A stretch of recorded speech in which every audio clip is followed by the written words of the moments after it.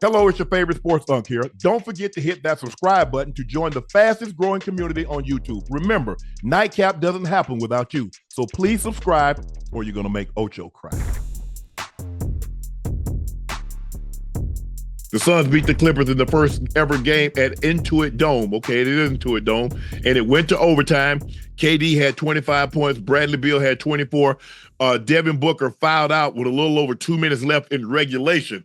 And basically left KD and Beal. They had to pick up the scoring. They got a contribution from Yusuf Nurkic late with a couple of free throws and some big rebounds as they go on the road and they win in the new arena of the LA Clippers. James Harden looked like James Harden tonight, especially in the second half. He was really, really aggressive. And then he's going to have to be like this because he doesn't have Kawhi. He doesn't have PG.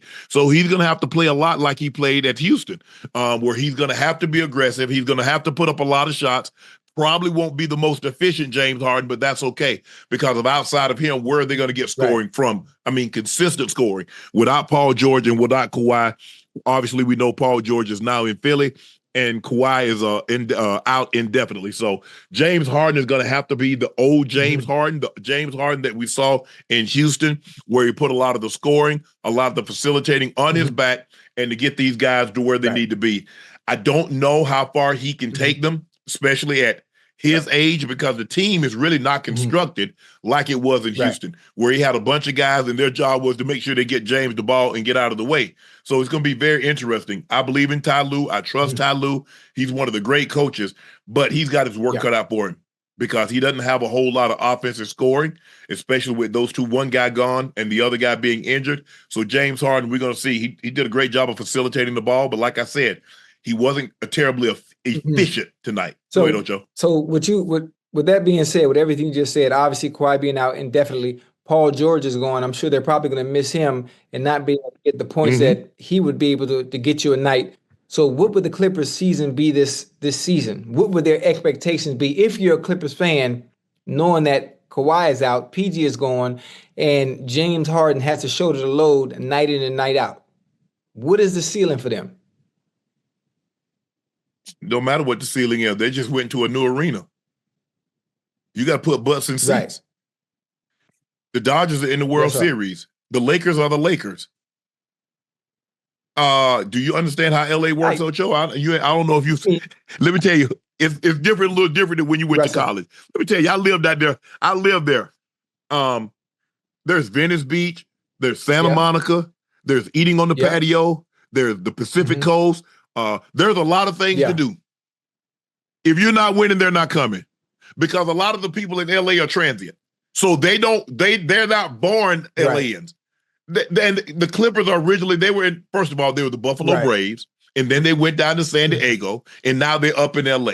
So they don't have the attachment to a team like the Lakers. The Lakers have been, if I'm not mistaken, the Lakers have been in LA 60 plus years. So the people, and think about it, and you know the Lakers, you know Wilt, you know Elgin, you know Jerry West, you know Kareem, Magic, Shaq, Kobe, Worthy, LeBron. When you think of the Clippers, who you thinking about? Clipper Darrell? Exactly. Marcellus Wiley. Unfortunately, those guys don't put butts in seats. And so the expectations are, I'm sure they were expecting, build this new arena. They got tired of having a building, being second fiddle. They're the second cousin. They're in the basement at crypto.com because of the Lakers. We want our own building. Well, if you build your own building, and I get it, Steve Ballmer, he's the wealthiest owner, worth over $120 billion. Built the arena. I get all of that. But how do you attract? If you build, they will come. That is not true. You got to have the product. You got to have the product on the floor. And they will come. That's the easy part. Obviously, winning is one of them, but in order to win, you have to have a team structured and organized to put butts in the seats, and they just don't have that right now. So me thinking based on the question that I asked, the expectation for the Clippers obviously has to be low. It has to be low. It is, I mean, for you and I, but when you look at, they just put, that arena probably cost a couple of $1 billion, Ocho. It's nice. It's nice like that. Oh, yeah. Oh, it's all state of the art because you got to realize who built it. It's a tech guy. What does tech, when they build things, it's state of the art, because you're going to want other high-tech events. You'll probably want the Final Four. You'll want something else in that building other than to generate the income. You're right.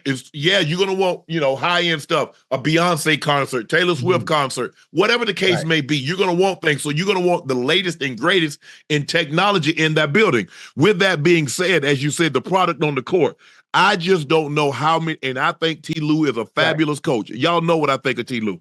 I just don't know if he has the horses to win races like we're used to seeing the Clippers. Now, we know they haven't won a championship, but we always thought that, okay, they're going to make the playoffs, and if everybody can stay healthy. Now, Kawhi, with the exception of maybe the bubble, Kawhi hasn't been able to stay healthy. Then Paul George got nicked. So for whatever reason, over the last, Kawhi got there in 2019, he hasn't been able to stay healthy. And without Kawhi, and now with no Paul George and just James Harden used to be able to carry the team. He got Houston into the playoffs a lot of years, but mainly it was just him.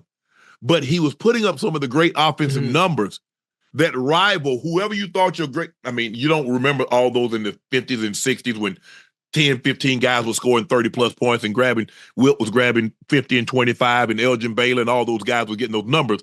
But if you go back and look at Kobe's best season as far as scoring, you go back and look at Jordan, best season as far as scoring, Harden was doing that. The 60-point triple-double, the 50-point triple-double, the 30 points on a nightly basis for 15, 20, 30 straight games. That's what James Harden was doing. I don't know at his age now, Ocho, I don't know if he can give you that kind of production. But when I think about it, obviously you never forget how to play the game of basketball, regardless of age. Obviously, LeBron has been able to do it, obviously due to him being able to stay healthy. When I think about James Harden and how efficient he is from mid-range at the three, being able to create space and create his own shot, all it comes down to is, for one, being in shape and being able to hit the shots. And now you have no pressure. So you always have that green light in your head. Well, you know what? I have the freedom to be able to take those shots and be as efficient as I was when I was in Houston at that time, because there's really no one else that can score points. So I had the freedom to just shoot at will. Yes, he does. You look at it, he played 40 minutes tonight. He was 10 of 28. Yeah. And so but when you look at it, Derrick Jones Jr., 5 of 6. Zubac, who fouled out, it was 8 of 13. Terrence Mann played 27 minutes. He was 4 of 6. Norman Powell, 5 of 16. And then you get Batum, 0 of 2. K. Jones, 3 of 5. Coffee was 4 of 4. So if you look at Chris Dunn, was 2 of 4. Porter Jr. was 1 of 8. And you see the thing is, you see the shots, James Harden's going to take the bulk of the shots. But he's taking step back threes. That is not the most efficient shot that you can take. He's going to try, and he's not getting the calls. You remember he used to go to the free throw line 15, 16, yeah. They're not giving him that anymore. And when you say he hasn't forgot how to play the game, Aaron Rodgers hasn't forgot how to play the game. He's just old. And over the last 4 to 5 games, what did we hear Aaron Rodgers say after every game? I've got to play better. As you get older, it gets harder and harder for you to summons it up. You can have a game here and there, but to have that repetitive game, the Ocho used to go get me 115, get me 120, get me 95, go get me another $10, go get me 105. It get harder. And you see? Yeah, you remember how back when you were in your teens and 20, you give it to them back to back, couldn't you? You go boom, boom, come on, babe. Come boom, boom. Come on, babe. Boom, boom. Come on, babe. Now you like, hey, she's like, hey, you ready for round 2, girl? I'll get you in the morning. Go ahead. Hey, I tell her, hey, I got a spade hand, Ocho. I got 2 of the possible. And you bet not cut off the top. Hey, I got a diamond. If you cutting diamonds, okay, you got 1. I got 1 book, Ocho. I got the ace. But I also got the king of diamond, queen of diamond, jack of diamond, the 5 and the 4 of diamond. They might be cutting these diamonds. So I got 2 of the possible. But if they cutting out the rip, because I counted the ace and the king. So, and that's where they are right now, Ocho. Like I said, Shams reported today that Kawhi will miss weeks. Remember, Ocho, He missed the last part of last year. They sent him home from the Olympics because of the knee. He was rehabbing. I guess he had surgery again. I don't know. Don't quote me on that. But he's going to miss weeks. Think about it. The season ended in April, May, June, July, August, September. We're in October. Six months. He's about to go into month 7. Hey, it must be something serious. It must be something serious that we don't know about. But to be able to miss that amount of time, already had surgeries, you have the resources and the money for any type of specialist anywhere in the world. And the fact after such a long, extended period of time, being off since last season and the new season starting and still not being able to go at this point, something ain't right. Yeah, but here's the thing though, Ocho. You know you can only go into the same body part so many times. How many times they gonna open that knee up and draw fluid off it or get loose particles out of it? At some point in time, he's got to be pretty close if he's not already. That knee is arthritic. Now, there's a great chance that there's bone on bone. And when you get bone on bone, some days that thing feel good, Ocho, and I can go out there and play. But I tell you what, the next morning, you're going to feel like you're stepping on hot nails. And then, being on that hardwood don't make it no easy, huh? Yes. And you got to do it back to back because they play 82 of those things. And so they got a Tuesday game, they got a Wednesday game, and then they're going to play again Friday or Saturday. So I got 3 games and up and down, up and down. That's all you do is stopping and starting. It's tough. I feel bad for him because his body's broken down. And I have yet to see a person get healthier as they age. It just, it just doesn't happen. And that's what happened. I mean, what could have been, you look at his career, his trajectory that it was on. And he's a Hall of Famer. Obviously, he's a 2-time Defensive Player of the Year. He's a 2-time Finals MVP. He's an 6-time All-Star. He's an All-Star Game MVP. He's an All-NBA player. But you just think about, man, what could his career have been if they would had he been able to stay healthy? And there are a lot of guys that we can say that about. There are a lot of guys that Ocho, we look at a Brandon Roy. Guy had all the ability. What could his career have been? And that's what we're going to say. That's what we're going to say about Kawhi. Guy that didn't talk. He didn't talk much. Hell, he didn't talk at all. He only talked. Hey, he was basically Marshawn Lynch. He was here just so he didn't get fined. that was it. He doesn't have a whole lot to say, but man, when he got on the court, he was going to give you everything he had. He didn't say much, didn't say anything really, but he was a two-way player. He could go get you 25, 30. He could lock it down. He'd take the opposing team's best player and limit him to under his average. You're not going to stop the best players. This notion that, he's a defensive player and the guy. No, what you do, if the guy averages 25, you hold him to 23. You hold him to 20. You don't let him get 35.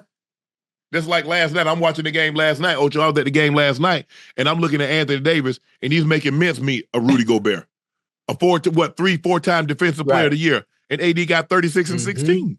You can't and I'm like, stop him. I'm like, damn. I'm not saying you got to stop him, but you can't let the man average damn near 12, 14 points more than what he normally gets. But yeah, I think you have to lower the seat. Hey, Ocho, it's like when you're a kid, you got this rim, and the kid he can't shoot the ball up there, so you got to lower the rim so the kid can get the ball into the hoop. I definitely agree with you. I think we're gonna have to lower the expectations for the Clippers, but I don't know if they necessarily if Clipper fans want to hear that, especially in that new arena. The tickets aren't cheap. I'm sure Steve Ballmer doesn't want to hear that. He's paid a lot of money. He spent, over $2.2 billion to buy this team. He spent a lot of money on Kawhi. He spent a lot of money on Paul George. He traded away a lot of his assets in order to try to win right now, because when you're in LA, what you doing? You competing with the Lakers. Yeah. That's what I mean. It is what it is. That's what you're up against, because that's the team that's here. And he didn't want to be, he didn't want to wait. And he had to make this move because Kawhi was going to go to the Lakers if he didn't give him what he wanted. So basically, he gave him the keys to the castle. But what happened is that Kawhi lost the keys. His injuries. You get Paul George, you trade away Shai Gilgeous, you trade away Gallinari, you trade away unprotected lottery picks and pick swaps. It's fine if you win. So no matter what you think about the Lakers, where they traded all these assets, they traded Ingram, they traded BI. They traded BI, they traded Hart. They got a championship. So you think if Ballmer could do it again, you think he gets rid of Shai, knowing what the outcome would have been with Kawhi? No. Shai's 24. Yeah. And can you imagine if he was still with the Clippers, him and Harden? I don't know if they get Harden, but I think the thing is, you see what the OKC did. They got him. He developed. They built around it. That boy good, boy. And so you look at Jalen Williams. Young. Chet Holmgren, young. They just traded for AC. So they got a young team. They hungry. Joe, I think his name is Isaiah Joe. They got some guys that can shoot the three. Shai can shoot the three, but he can put the ball on the floor. He got a nice mid-range game. He can finish at the rim. He's not an above the rim player, though, Ocho. He's not athletic like Russ. Right. He's not athletic like D Rose. But he got a smooth game though. It's smooth. Average give you 30 on a nightly. Smooth and easy too. So the Suns beat the Clippers in the first ever game, meaningful game in Intuit Dome. What score? I think it was 116 to 113, if I'm not mistaken. Damn, what's that score? I think that was the score. 116 to 113, the final overtime. I was about to lose my damn mind because I said, boy, if they go into a second overtime, I'm going to have to come over here and say, guys, I'm sorry for tonight, but the show has been canceled. Right. The Warriors beat the brakes off the Blazers. Steph nearly recorded the triple-double. He had 17 points, 10 assists, 9 rebounds while sitting out the entire fourth quarter. Man, y'all let Steph get that rebound. Nah, because see what happened? You remember, they put Chris Godwin back in a meaningless game. Now he gone for the season. Buddy Hield had 22 points in just 15 minutes. That's one thing. My buddy. Oh, he get hot. He's broken now. He can let it. Buddy can shoot now. Oh, yeah, for sure. So the Warriors made 23s, had 7 players in double figures. Steph Curry had 17. Jackson Davis had 14. Andrew Wiggins had 20. Draymond Green doing Draymond thing. He got a technical foul early. Kuminga had 10. Moses Moody had 15. DeAnthony Melton had 10. Buddy Hield had 22. So the Warriors, see, it's a good one. Now you talk about the Warriors, about they shoot tonight. So Andrew Wiggins had 20, right? Buddy Hield had 22. Yes. So is it safe to say, and you would know better than I would, and Chad, y'all stay with me now. If Andrew Wiggins and Buddy Hield play consistently like this, do you think they miss Klay at all? No. But what has history shown you about Andrew Wiggins? He's been inconsistent with the exception of that. Yeah, he's a stock market. He's a roller coaster. He's up and down. Now, he had a lot on his mind. Obviously, last year, he's dealing with some family issues. If I'm not mistaken, his father passed away. So I'm sure that weighed on his mind this past season. And he's probably, there's a good chance his dad probably was sick for a while. And maybe that was on his mind. That weighed heavily on his mind. But Wiggins has been really consistent. Now, the year they won the championship, he was phenomenal. He was offensive, defensive, played really, really well on both ends of the court. But they need these young guys. They need the Kumingas to be consistent. They need the Moses Moody's to take that next step and become more consistent. Pods, he played okay. I mean, he has moments where he's like really, really good. Tonight he played 25 minutes, had 0 points, had 7 rebounds, 4 assists. He was 0-5 in field goals, 0-4 from the 3. But they got some guys that can score. I like Gary Payton Jr. He can, he get you 6 to 10 points. He's a defensive guy, rebound, steal the ball. plays tough on a nightly basis, and that's what they have. The one thing, they're well coached, they're disciplined, they know who they are, and they get. The thing is that's surprising about when you look at the Warriors, they rebound better than you think because they shoot the ball from the outside so much because they take a lot of threes, Ocho. They kind of have a great sense of where the ball is, so they get a lot of hustle rebounds. They don't necessarily, beat you up on the glass like a team that like the old Celtics used to. That they went 6'10", 7 foot Robert Parrish, 6'10", Kevin McHale, 6'9", Larry Bird, things of that nature. They get a lot of they get a lot of rebounds because of the carom of the basketball from them shooting three. Another thing, watching. I mean, speaking on the game tonight, obviously them shooting well. Curry not playing in the fourth quarter. But you got to understand, they were playing the Blazers now. And then they had 17 turnovers. Yeah. And now if you're playing a better team that can have the same type of offensive aerial assault that you do from behind the arc, let's say like a goddamn Boston Celtics, or a team of that sort, the scoreline would be looking a lot different when you got another team that can shoot like that, but you turn the ball over like crazy. Yeah. It's the same thing. In football, your turnovers get you beat. Basketball, turnovers get you beat. You commit errors in baseball, you lose game. You allow team to get extra at bats because you could have been out of an inning. And now all of a sudden you allow somebody else to come to the plate and they got runners on, and the next thing you know, the ball is in play and you get, a runner or two home, or the ball goes over the fence and you get 2 to 3 runners home. And so, mistakes cost you in sporting events. It really does.